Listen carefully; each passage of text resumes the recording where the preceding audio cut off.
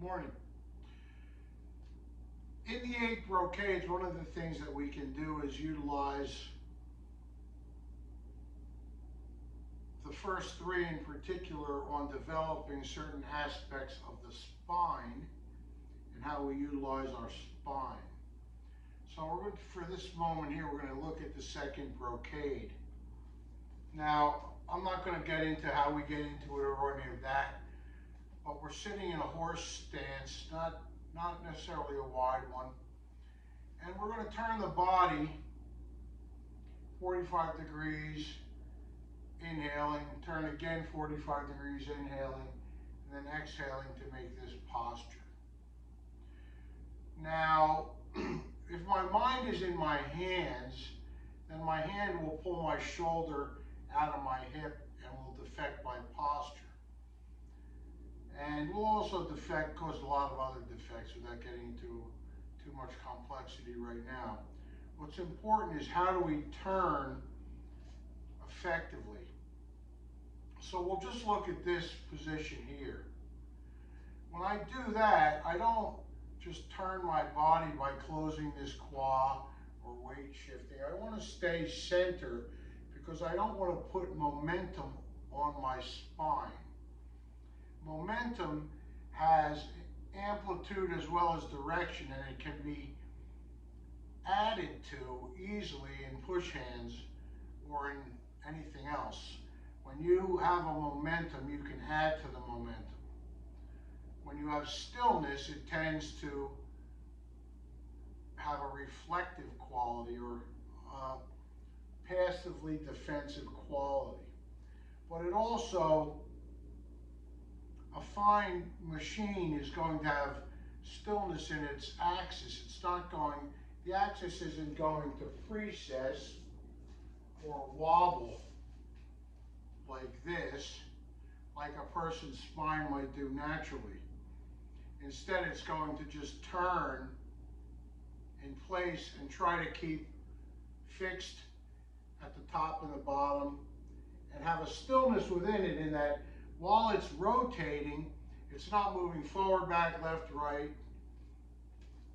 It'll have a slight sinking quality because this is how you make the bowstring of the spine taut.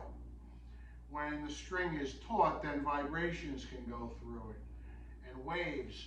When the spring is tight, then the whole body becomes tight, and it's usually tight because you used muscle to stretch it. But when I set the eyes and I let the head drop away from the eyes, then just the passiveness of release is creating this stretch.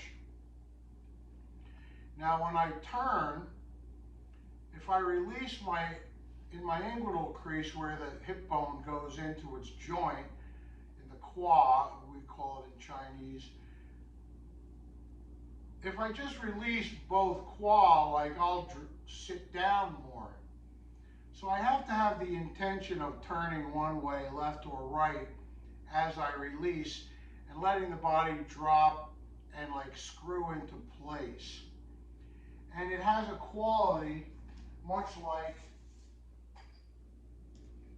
a teacup that has a lid on it that it falls into its seat. So when you allow your torso to drop into the quad, it seats.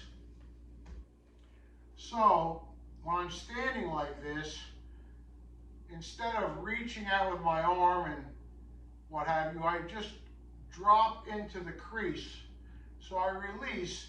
Now if I don't release my knees sequentially as I drop down, then they'll hold the body from turning. But when they're released, it allows the body to turn the full amount. So you have to release root, middle, tip in order for this to function effectively. When I do, the body drops and turns precisely 45 degrees. Now, I often talk about a hat. And since I don't have a hat here, I'm going to use this bag. But like when you turn your body, the hat doesn't turn and then your body turns. That just sits on top and the body turns. Your shoulders, your head sit on top of your hips and they turn all by themselves because this released. Okay, now that releases and so does root, middle, tip up top. We release the joints and we let the body's torso drop and turn. And when I do that correctly and release, the body turns 45 degrees precisely. If I do it with turning from the top, then the hips and shoulders end up twisting out of alignment and it's no longer functionally useful. So if Marcel were to put his hand on my shoulder, right, and I go to turn with strength, right, he can tie me up. He can feel down to my feet because the muscles act as kinetic bridges, letting his force bridge across my legs and get to my feet. And it makes it that I can't turn. Now, when I just touch here so there's no gap, when I let the body just drop and turn, you see, it moved him all by itself. Because essentially, he's trying to stop the weight of my torso, which has got to be 150 pounds. Could be more, I don't know really what all the component parts weigh, but 150 pounds that wants to just go and drop and turn and drop into a groove is going to be difficult to stop. Now, if he were to grab my arm and I turned and I go to like pull my arm back, I again pull myself out. If I push with this foot on the same side, and hold me, yeah, but you're not taking it, there's gap, yeah. So if he's holding me and I go and I press this foot to stand up, I'm double weighted. This is why Cheng Man Ching would often talk about the other side. I press this foot and now you see he's snatched in. But if I were to turn around and like use my spine and let it, like I go to turn my waist, but my spine is precessing, it's easy for him to hold me. When I just let it drop, you see I keep the stillness in the axis and let the power rotate around that stillness. It becomes powerful. So when I'm doing this exercise and I'm reaching out, I'm learning, now say he makes like this shape here, and stand, you could put one here, I suppose. So if I turn around and I'm here, and I try to like push this out like a punch, again I go out.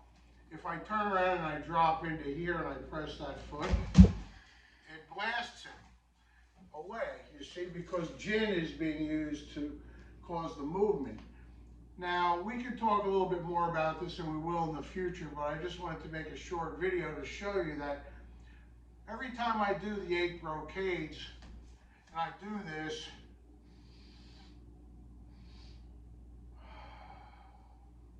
there's one repetition on one side, but I did 2 turns. So if I do 8 of them, I actually give myself 32 opportunities to practice turning these joints correctly. Now, in terms of push hands, if we're standing here and he pushes towards me and I try to push his hand across with strength versus he pushes and I just allow this to release, it causes him to ground out and then the Jin can come back up from there. I can practice also in form. So say I'm doing like a Cheng Man Ching style form where I do this. How did I do this turn? Did I turn my hand and follow it with my waist? Or did I let this dropping into here, release, turn and swing this arm up empty and create a centrifugal force?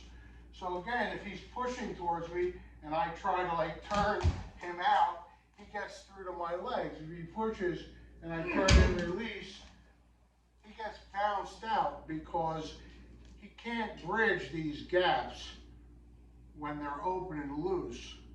So this is part of the aspect that when I'm doing the brocades and I'm practicing this, aside from what I'm doing internally, which is another discussion, I get to practice getting rid of the precess in my center axis and learning to turn precisely 45 degrees and press the appropriate foot and come back to precisely square. And it happens very naturally.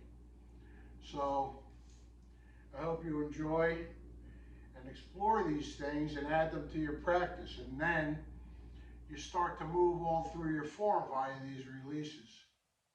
Thank you.